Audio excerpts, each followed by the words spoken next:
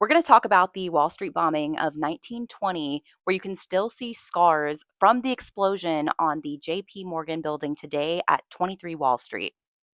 This is what the JP Morgan building looks like now, and it is no longer owned by JP Morgan, by the way, but in 1920 it was.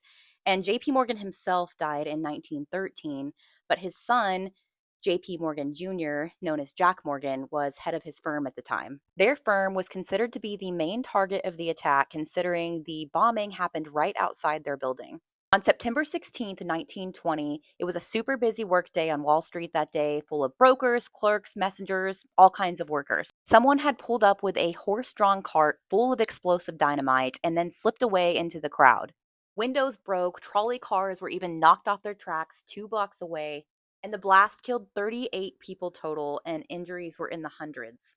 And JP Morgan Jr.'s son, Junius Morgan, was injured in this attack, as well as JFK's dad, Joseph Kennedy, who was a stockbroker at the time on Wall Street. He got thrown several feet by the blast.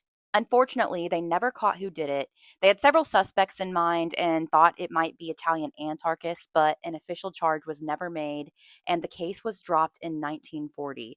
I think about how tragic this story is and the people just going to work on a normal day that were injured and killed. And I also think about the poor horse that was also killed in the attack that day.